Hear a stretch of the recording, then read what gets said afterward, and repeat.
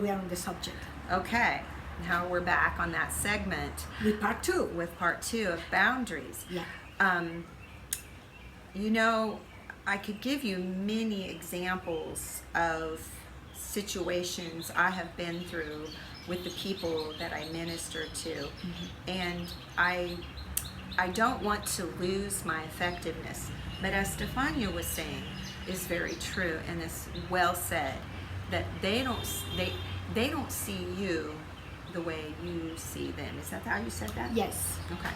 Very good. And also what I think is, now you come here and you have all good motives. You want to come here, you want to help them, you want to teach them, you want to give them. Love on them. Love on them, because we want to show that, the love of God. And, we know how much is important, the love of God, and that is what we want to share.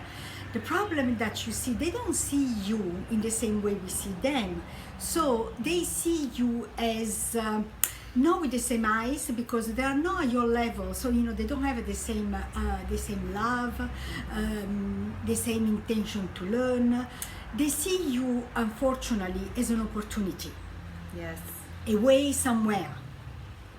So we can say you remember we were talking about motives. Sometimes their motives is not exactly like your motives, And your motives is to give, Yes. and their motives is to take.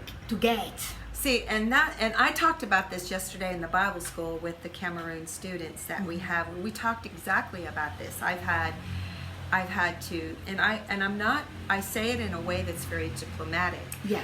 But I have been taken advantage of so many times. I will have, and if you're a person in Africa that's watching this is not to offend you.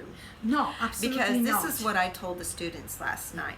I understand when you live in a country that has high unemployment, and the unemployment and the employment opportunities that a person has, the level of finances, the pay, the salaries that are given here are very small. Yes. And so it takes a lot to maintain a home and to feed children and to keep clothes on the children and school them and all those things. So it takes a lot. And so, we tend to what I have seen is they tend to try to take advantage. And so I've had people come to the church when I was pastoring, and they would get very friendly with me. And then after they would be friendly with me for a while, they would want to see me in my house. So they would come to my house and we would have some small talk, and I'm thinking, they're wanting some spiritual counsel or something. And because that's an area that I love doing and have studied a lot on counseling kinds of things. That's just was my favorite area of pastoring. So I'm thinking, oh good, I can help them and give them some good, Input. counseling and scriptural counseling. Yeah. And within 5 minutes, they're asking me for a visa. Yeah.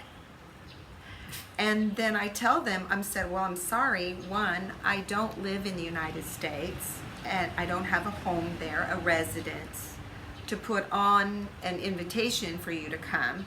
And secondly, I don't have the money. It takes a lot of money. We have to have a lot of money in the bank account to show that we can support you when you come. So I said, I'm sorry, I can't help you. And I said, besides, do you know how many people I've had come to me and ask me for a visa? And they would say no. I say many. So if I have to help one, I have to help all. Unless God leads me to do otherwise. That's different. And so then after that, I wouldn't see them anymore. They left the church. So I can tell you that's happened hundreds of times. And it's sad because it's like I'm reminded of the story of Peter and John going to the gate beautiful. Oh yes. You can give only what you have. Right. And they think, they look at you and they think that you are the solution of their problems. Finally, I have somebody who can get me out of the country. Instead, you see, they don't see that what we are bringing is much more important. Because, you know, we are bringing the Word of God, the value that there is in the Word of God. And if they only want to change their way of thinking, their mindsets, they renew their mind, they will have as many possibilities, as even more than what we have in another country. Because, you know, I see situation, you know, I'm Italian, so in this moment we have a lot of immigrants in Italy, you know. But when I see people who comes from Africa, and in winter when it's freezing cold, you know, they are at the traffic light trying to clean your window shield for a few pennies. I said, is that the life you were hoping for? To come here and clean window shield? So you see, sometimes they think that what they need is to emigrate to another country, but what really they need is the Word of God. Right. Because that is what really can change their situation. Yeah, because the Word of God renews the mind so that the person can know the will of God. And so that's our purpose of being here. Yes. Our purpose is, we've taught over 800 students, I've lost count. Yeah. How many hundreds of people we have taught in the Bible school. And we see them come out of those mindsets that they had that kept them impoverished. And we grew up in poverty. Yeah. I grew up in poverty. My father had a poverty mentality. He named his farm that he bought Poverty Knob, and put a sign at the end of the road on a carpenter horse, Poverty Knob. So because he had a poverty mentality, we grew up in poverty when we didn't have to. Yeah. And so that's my why father was a truck driver. And so was my father. He was a truck driver and a farmer. So, you know, we don't really come from a rich, wealth family. Yeah. But we know the value and of what we are bringing. Mm-hmm. And so I myself, personally, I can tell you, now I'm not a rich woman, but I'm not poor either. My needs are met, and I don't go without. But I see so many people here in Cameroon, because they haven't gotten their mind renewed, they're still in the same place they were 10 years ago.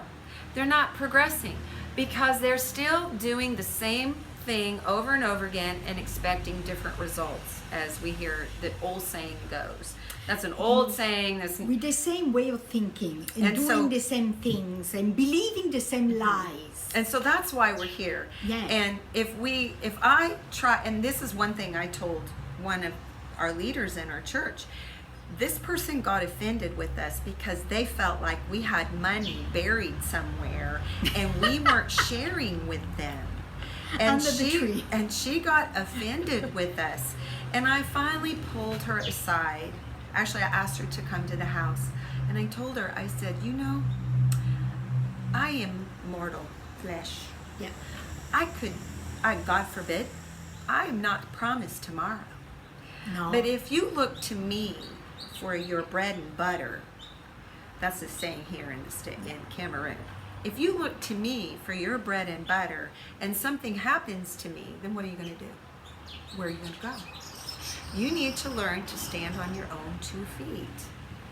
And so, you know, I've learned I don't give people money here because I don't want to become their crutch. Besides, I don't have enough for my own self. I have to believe God for my own life here. Correct. Even us, we have to go to the one who owns everything. Mm-hmm. And we know we are going to receive it because he's always taking good care of us. Yes. But the same system that we use, that is the system we are teaching them. But you see, it's much easier for them, to ask that instead of going and ask God. Yeah. So going back to the point, that's a good point. Going back to what I was saying earlier, in order for me to continue to have a healthy relationship with the people I lead, I have to know my boundaries. Absolutely. And I had to learn it the hard way. I didn't have somebody teach me that. We did not get taught that in VWMTC. No. And I had to come here, and we went to mission school together. And I had to come here and learn all of that by myself, and I didn't have anybody to tell me, and I had to figure it out after about the third person, Felix. He's gone and he's with the Lord now. Yes. But he was the last one that I got too familiar with. He was a young man, about 20 years old in our church. He came into my home and cooked and did some wonderful, just was a wonderful blessing to my son. Was kind of a brother to Caleb. And he became too familiar with me. And when he started to see that I had problems, he decided that I wasn't who he thought I was. But I really was who he thought I was. I just wasn't perfect like he thought I was. And so, God rest his soul. But just again, we'll have to close this segment again, but it's about healthy relationships. So let's talk more about a servant heart and the healthy relationship, and we'll be back in a minute, okay? Bye.